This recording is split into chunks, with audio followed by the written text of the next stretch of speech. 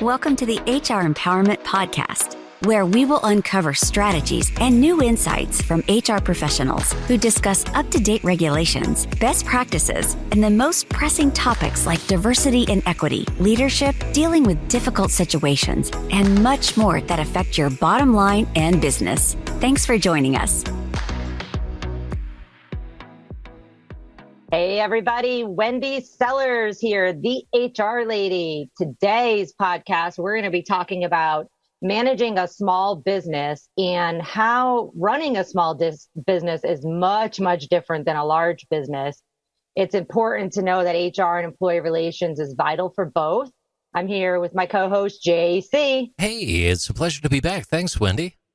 Yeah, absolutely. And we have a very special guest here today, Tina Kuga. Hey, Tina. Hi, Tina. Hi, Wendy. Hi, JC. How are you? Fantastic. Excellent. Glad to be here. Good.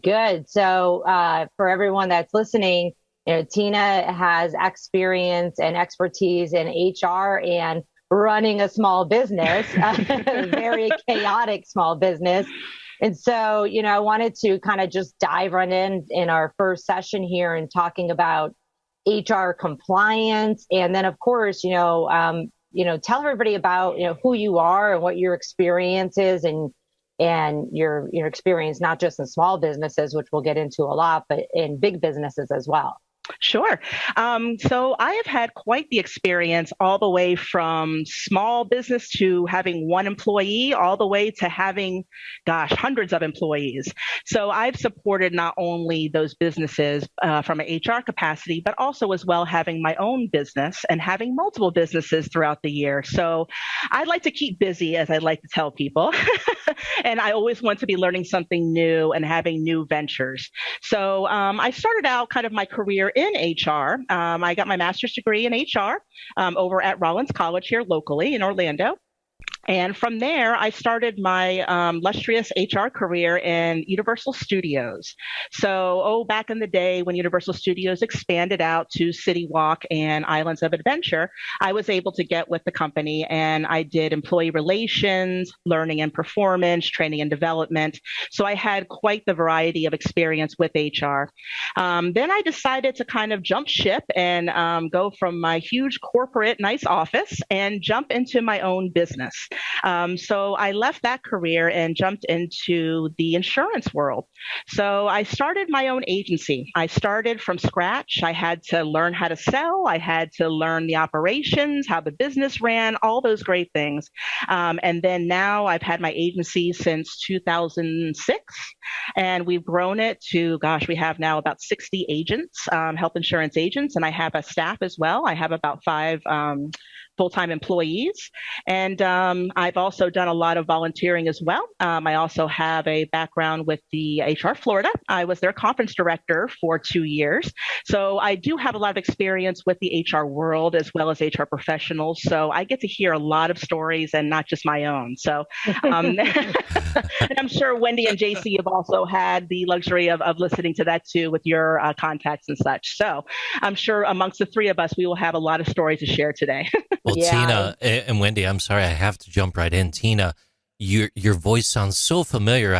If I think back to the mid-'90s, I almost feel like I was on that boat on the Jaws ride, and you could have been the narrator. Let me tell you, wow, you have an amazing voice. Well, thank you. And actually, I had to learn that script for the Jaws ride because I don't remember it. Maybe. I was doing training for operations for Ride and Show. So I actually had to work with the boat captains. If any of you remember that ride, it is now defunct, unfortunately. But we had the boat captains and we had to watch them and their scripting because they were acting. And they were using props, using the gun, all of that stuff, and they had to memorize that whole script. So you wouldn't think HR would be involved in that, but we were.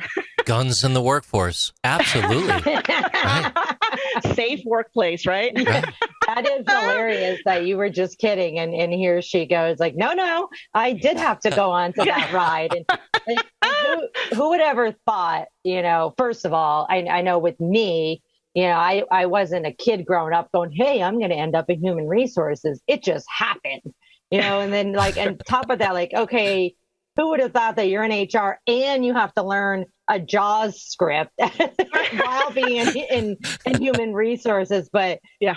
I have long time ago stopped saying, that can't happen or that won't happen because we're in HR or whatever. But one thing that just hit home with me, Tina, is the fact that, you just mentioned the word, you said you started your own business and you had to learn how to do sales.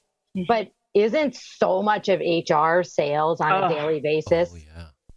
So much. My mantra that I always have said to people that are coming up in HR, maybe they're switching careers or, just, not comfortable with kind of switching into that. And a lot of them tell me, I want to get into HR. I never would be good as a salesperson. I would never get into that field or industry. And I look at them and I say, but you sell every day. You're going to be selling every day if you're an HR professional. And they're like, I don't have a product to sell. What are you talking about? And I go, no. It's not like you're selling a vacation package or you're selling a shirt. You're actually selling, whether it's a concept, an idea that you have, something to better the company, to save money. There are millions of things that you on a day-to-day basis may need to talk to your boss, talk to the president of the company, the owner of the company, and you have to sell them what you want to implement. And sometimes that may be budgeting. It may be money that you have to ask for. You have to get approval from others. So you are always going to be on stage, as I say, to sell, and you have to do your research and you have to back your case just as you would as you're pitching something in a sales presentation to that person to be able to win them over and to be able to implement what you want to do. Yeah. And let's just say you want to implement or just change your employee handbook or implement a different onboarding process where you go into the JAWS, ride and learn about that. I mean, it's all sales. A true salesperson, which I'm not a salesperson, but if it's something I'm passionate about, I don't even have to sell it because I just look up the stats and the facts and then figure out who am I talking to tomorrow or at this meeting and why does this matter to them? So talk to me a little bit about, for your business right now or when you first started, it's a small business. I know you have a lot of contractors and agents, but then you have actual employees. How do you handle your handbooks, you're dealing with labor laws, keep it up to date on the ever-changing laws during the past couple years? Yeah, absolutely. That's a lot of juggling. And this is going to be for any, I would say, small business. So a lot of times if you're starting a small business, and let's just say you're an HR professional, and, as an HR professional, this small business is wanting to hire you. And as you're coming in, a lot of times you're going to see that either the business owner themselves have done a lot of this.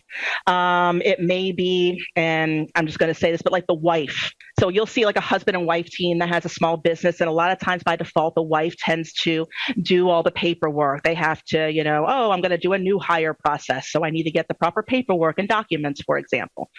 So it can be very difficult, but there are some basic things that you really need to implement that are going to be legal pieces, compliance pieces. One of them is going to be, let's say, a labor law poster. And I know it's something simple, but not everybody knows that you need to have this. I've been to organizations that I've gone in as a benefits consultant, and I'll just look around sometimes in the office, and it may be a warehouse or something small, but a lot of the people there, they're practicing their craft. They're experts on what they do in their industry, and a lot of times they're not focusing on these things. They're not looking at what maybe the state minimum wage, the federal minimum wage, workers' comp, those type of things are going to be impactful in the future if something does happen or you're not in compliance. So something as simple as a labor law poster. This is a company that I use, Labor Law Posters, and they actually will send you a new poster when the laws change. Oh, so wow. they make it very easy. In fact, I've only had to remind them maybe a couple times in the past 10 years I've used them. But you pay one fee and you have it for the whole year. And anytime your state changes a law, let's say Florida, obviously we're here, then they will go ahead and give you an updated poster that's laminated for free. And it's, I want to say maybe $40. It's really inexpensive. Yeah, I think it's really key. Sorry, JC, but I think it's key to especially if you're in more than one location or if you have remote workers that are now spread out across the universe, not just the United States. is to know where to get those posters. And remember, folks that are listening, that you can get these for free as well at every single state department. So Department of Labor, you go to their website, and you could just shoot me a message on LinkedIn if you want, and I'll get you all the links. But all the states have their own website. The problem is, and they're free, they're completely free. You just hit download, PDF, print. The problem is we have to remember to do that, and we have to keep up on the laws. So my rule of thumb is if you're a small business in one location, you could probably handle it yourself.